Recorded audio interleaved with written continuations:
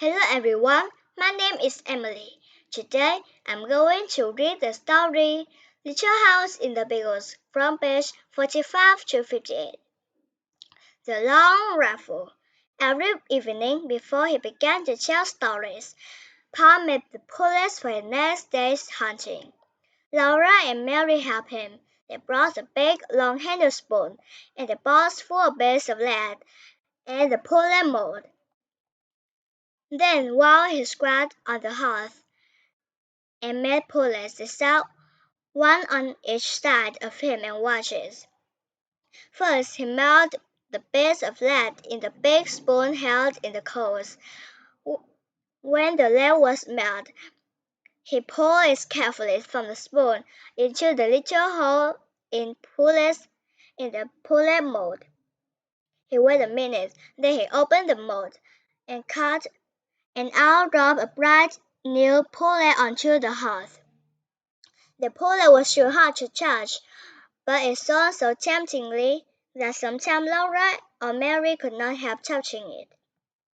Then they burned their fingers, but they did not say anything, because Pa told them never to touch a new pullet. If they burned their fingers, that was their own fault. They should have beaten him. So they put the fingers in their mouths to cool them, and watched Pa make more pullets. There would be a shining pile of them on the hearth before Pa stopped. He let them cool. Then with his jackknife, he trimmed off the little lobs left by the holes in the mold. He gathered up the tiny shaving of lead and saved them carefully to melt again the next time he made pullets. The finished pullet he put into his pullet pouch. There was a little bag which Ma had made beautifully of buckskin, from a pork Pa had shot. After the pullets were made, Pa would take his gun down from the wall and clean it. Out in the snowy woods all day it might have gathered a little dampness, and the inside of the barrels was sure to be dirty from the powder smoke. So Pa would take the ramrod from its place under the gun barrel and fasten a piece of green cloth on its end. He stood the pot of the gun in the pan on the hearth and poured boiling water from the tea kettle into the gun barrel.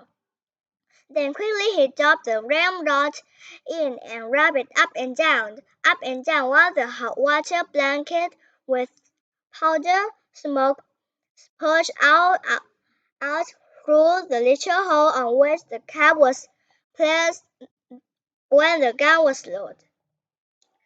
Pa kept pouring in more water and washing the gun barrel with the cloth of the ramrod until the water ran out clear. Then the gun was clean, and the water must always be boiling, so that the head still would rise instantly. Then Pa put a clean greased leg on the ramrod, and while the gun barrel was still hot, he greased it well on the inside with another clean greased cloth, rubbed it all over, outside, until every bit of it was oiled and slick. After that, he rubbed the polish of the gun stock until the wood of it was bright and shiny too. Now he was ready to load the gun again. Laura and Mary must help him, standing straight and tall, holding the long gun upright on its butt. While Laura and Mary stood on either side of him, Pa said, "You watch me now and tell me if I made a mistake." So they watched very carefully, but he never made a mistake. Laura handed him the small, polished cow horn full of gunpowder. The top of the horn was a little metal cap. Pa filled this cap full of the gunpowder and poured the powder down the barrel of the gun. Then he shook the gun a little and tapped the barrel to be sure that all the powder was together in the bottom.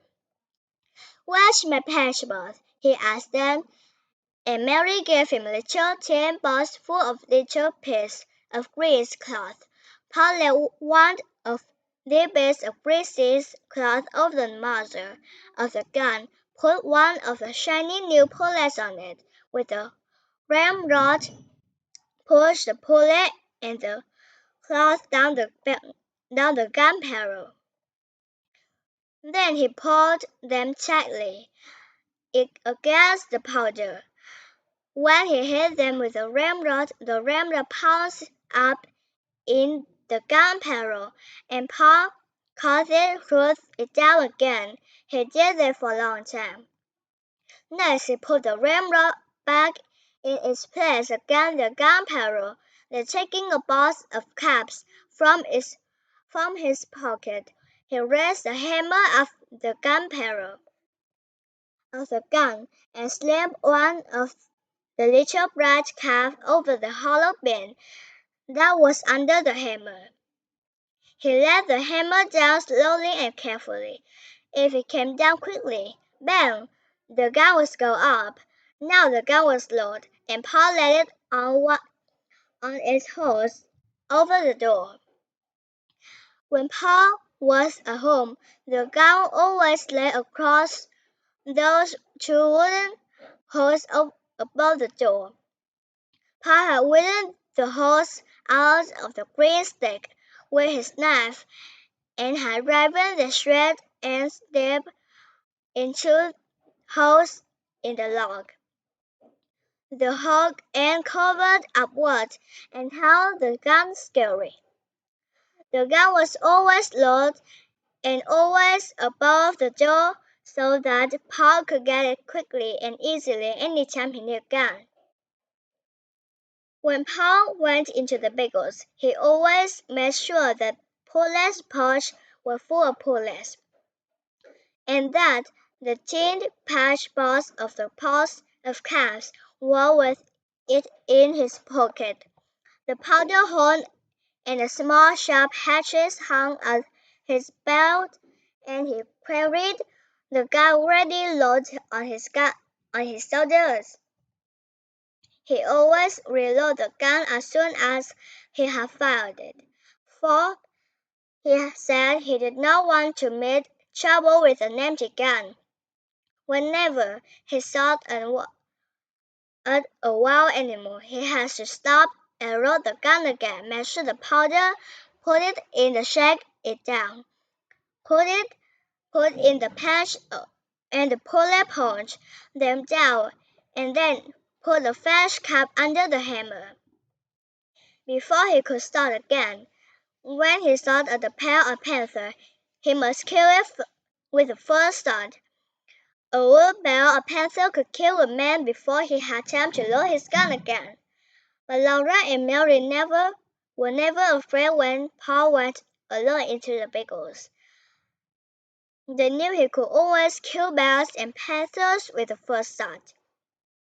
After the bullets were made and the gun was loaded, came storytelling time. "Tell us about the voice in the woods," Laura begged him. Paul twinkled up his eyes at her. "Oh no," he said, "you don't want to hear about the time I was a naughty little boy." "Oh yes, we do," Laura and Mary said. So Paul began the story of Paul and the voice in the woods. "When I was a little boy, not much bigger than Mary, I had to go every afternoon to find the cows in the woods and drive them home. My father told me never to play by the way, but to hurry and bring the cows home before dark. Before there were bears and wolves and panthers in the woods. One day, I started earlier than usual, so I thought I did not need to hurry. There were so many things to see in the woods that I forgot the dark was coming. There were red squirrels in the trees, chipmunks scurrying through the leaves, and little rabbits playing games together in the open place.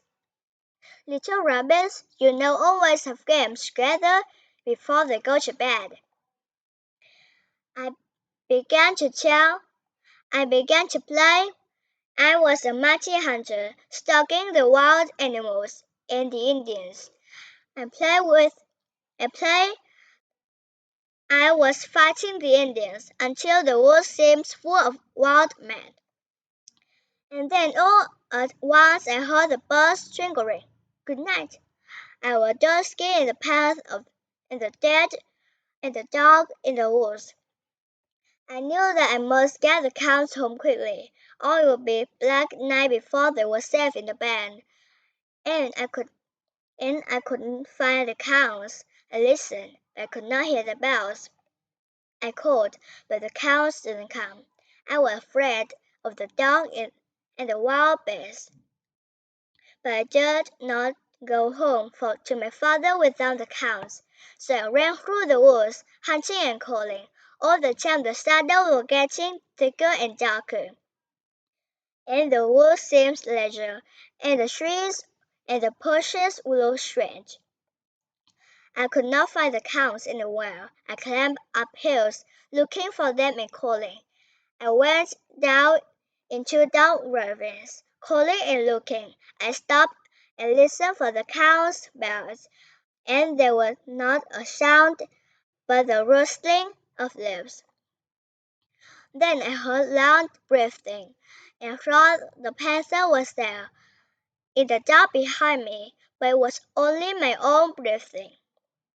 My bare legs were shred by the bells, and when I ran through the bushes, the pain stopped me, but I kept on, looking and calling. Suki! Suki! Suki! Suki! I sang with all my might. Suki! Right over my head, something asked, Who? My hair stood straight on end. Who? Who? The voice said again. And then how did I run? I forgot all about the cows. All I wanted was to get out of the darkness, to get home. That thing in the dark came after me and called again. Who?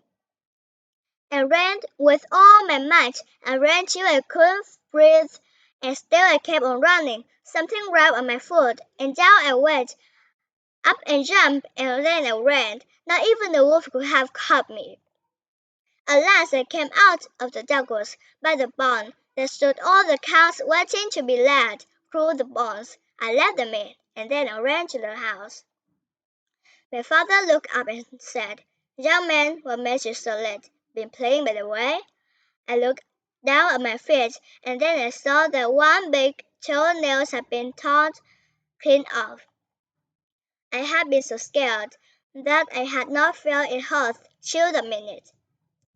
Past always stop telling story here, and wait until Laura said, Go on, Pa, please go on. Well, Pa said. Then your grandpa went out into the yard and cut the sash straight, and he came back into the house and gave me a good thrashing, so that I would remember to mind him after that. A big boy 9 years old is old even enough to remember to mind, he said. That's a good reason for what I tell you to do, he said, and if you do as you're told, no harm will come to you.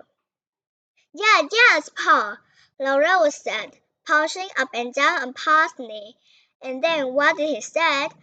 He said, If you obeyed me as you should, you wouldn't have been out in the biggest of the dark, and you wouldn't have been scared by the red owl. Thank you for your listening. Hope to see you soon.